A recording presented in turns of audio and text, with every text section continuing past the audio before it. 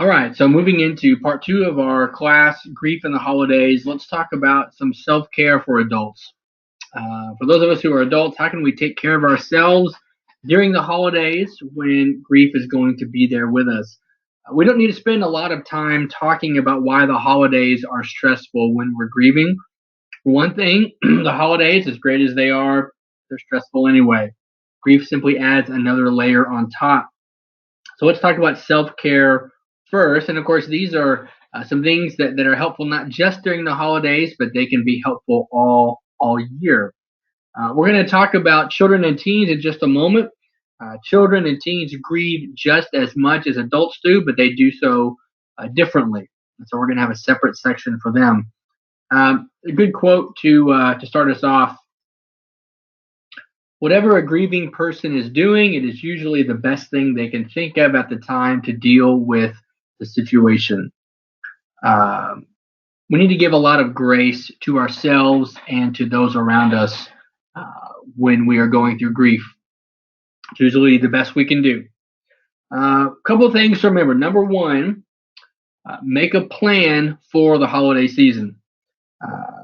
You might make a chart for December through February. You want to list all of the events that are coming up, both with family and otherwise.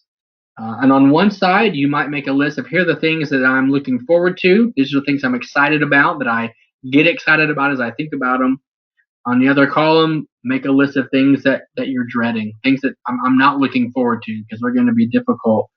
And be honest with yourself. You may have one column much bigger than the other. But be honest with yourself. Put those things out. It helps you see the good and not just focus on the bad, the things that you're dreading. And don't overdo your planning. Think through where are the obvious places that we might say, I'm going to have a grief pothole, a place where I'm going to get, or I'm going to stumble. It might be a certain gathering with certain people at a certain place, things like that. Think about the traditions and rituals that you used to share with another person. That they're going to be harder now. They might be more difficult, and that's important because that way, when you wake up on the day of that particular event, you can wake up prepared for it to be an emotional day. We want to do things that won't stifle our emotions, but they will help us be ready for them. That we won't be caught off guard. That they won't overwhelm us. We won't be blindsided by them. What self-care does is it adds a level of control in an otherwise chaotic, uncontrollable experience. Number one, make a plan for the holiday season and any time of year where there are going to be things going on that may be difficult for you and your grief. Number two, give yourself what you need and ask for help. Share your concerns, share your apprehensions and emotions with someone else. Maybe it's a family member. Maybe it's a friend. Maybe it's a grief support group that you're a part of. Usually our number one go-to response in emotional situations is to withdraw and repress. And instead, we want to give ourselves permission to simply say, this is an emotional moment for me. I am really missing this person right now. We want to be able to say that in those moments to those around us, that I'm missing this person. For example, if grandma and grandpa always host Christmas Day, but it's the first Christmas that grandpa is not going to be with us, grandma needs to know it's okay to ask someone else either to host or to at least help her with some of those hosting duties. We want to share that burden. We don't want to try to be Superman or Superwoman because pushing those things under the rug is only going to make it harder for us. We want to be open and we want to be transparent. We're all sharing in that grief in different ways together. We're all missing the same person. So let's share that grief as well as we go through it. That's what family and friends ought to be for. Number three, enjoy what you can when you can. As strange as it sounds, you need some planned, intentional enjoyment during the holidays, especially if you are someone who is always doing everything else while the rest of the family enjoys the holiday activities. If you're the person who is always up getting ready for the next thing or cleaning up from the previous thing while everyone else is just enjoying the moment and having fun, that's going to make it harder. in your grief, because what will happen is if you're grieving a loss and then you look back on your holiday time and realize you missed all the good parts because you were busy cleaning or cooking or getting ready, now your grief is going to be even greater because now you have regret. My first Christmas without this person, and I couldn't even enjoy it with family. When something enjoyable is going on, opening presents, sharing a certain meal, watching a special Christmas movie, be intentional about enjoying it. Laugh, smile, soak it in, take pictures. This can lift the dark cloud that sometimes tends to be there, and it avoids regret later on that we didn't take more advantage of those special times. Number 4, remember the value of memories and rituals and traditions. As much as you can, keep those traditions and rituals alive and well. That continuity is good for us because it grounds us. Even though those things might look and feel different now, it reminds us that those things go on, that those things are still a part of our family. It lets us know that not everything has been taken from us. You might even think about starting a new ritual or tradition in honor of the person who has died. Maybe it's a candle. Maybe it's something that they made. It's now put on display. Maybe it's a special recipe that they made, and now someone else is going to take that on, and we're going to make it, and we're going to think about and talk about that person as we enjoy that food. Maybe it's doing something for others in their name, like a donation. But consider an intentional way of remembering them. One of the things that can be so hard is everyone wants to avoid talking about the person who has died. That's actually number 5. We want to talk about them. Maybe you have a special prayer, a balloon release, a candle lighting, anything that you come up with that can be an intentional way to honor the fact that they are not here anymore. And again, that goes along with, we want to talk about the person who's died. We don't want to force it. We don't want to make it awkward, but we don't want to stifle it either. When things remind you of that person, talk about it. Hey, Grandma sure would have loved this. This movie reminds me of Dad.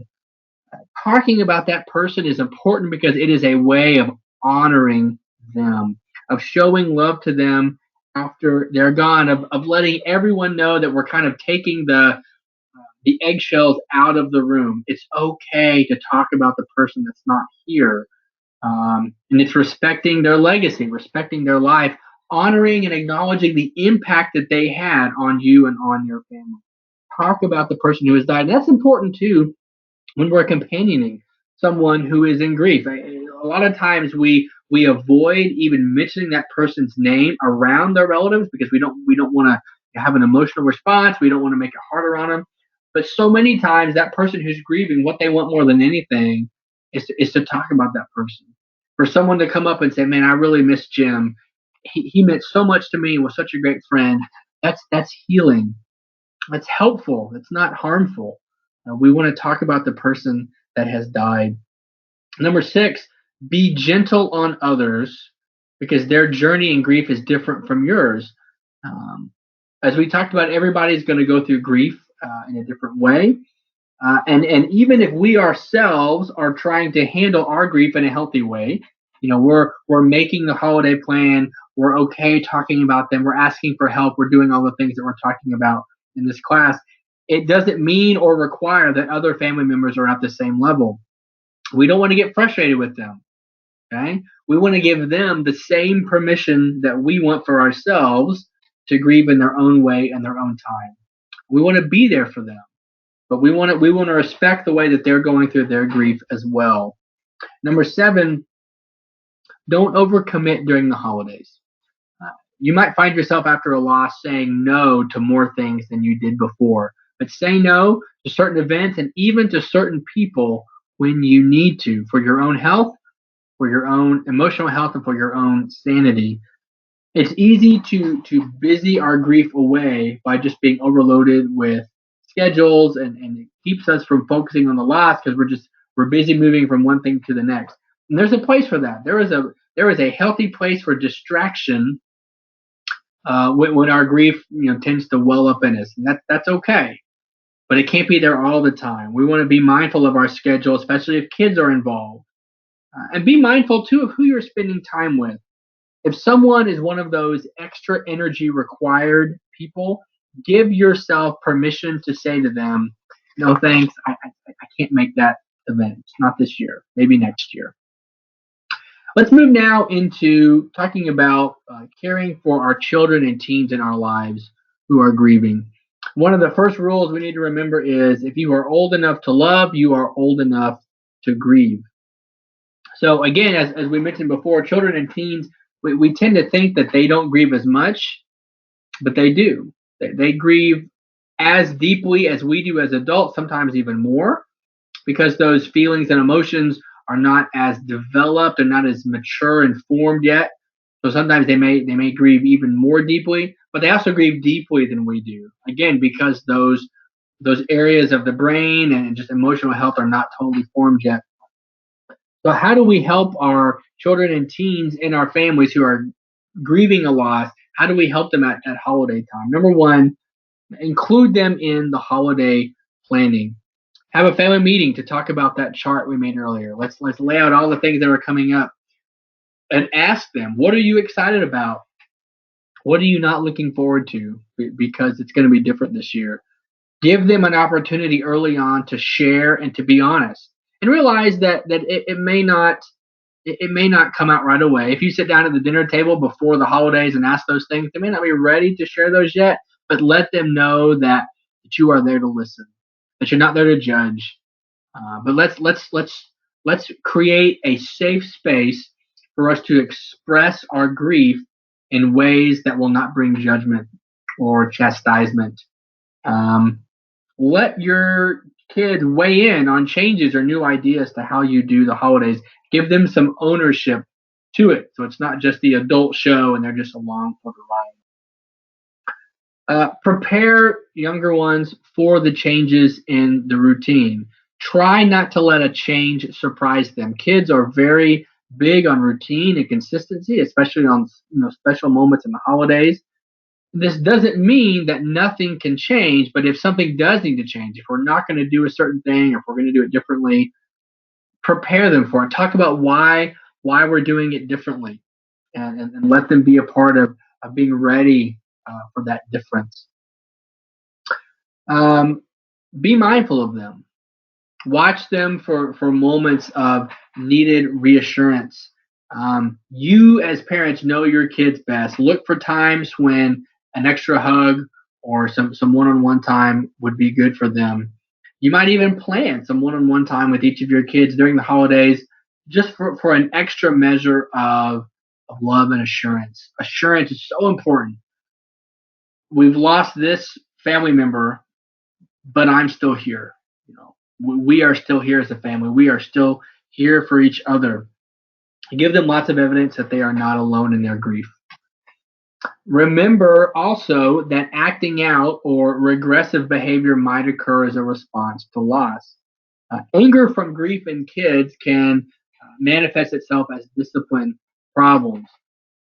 Or they may find comfort in regressing back to earlier behaviors as when they were younger, sucking their thumb, baby talk. All these are ways of dealing with the grief that they're feeling. Now, it's not a time to just get rid of the rules and we're going to let anything go, but it is a time for some leniency and maybe for some extra patience. Lowering expectations a bit, being mindful of their emotional thermometer without just giving them carte blanche. We're not going to get away with everything, but we're going to be more understanding as we talk through maybe some of the things that we're feeling. We talked about this a little bit, but for children and teens especially, plan a ritual to remember your loved one. Even if it's just something for your immediate family at home, a reminder that we are in this together, that we are here for each other, and that we don't have to stop remembering the person who's no longer with us. We can miss them. We can be sad. We can talk about it. Everything is out on the table, and we can have this special way to remember them.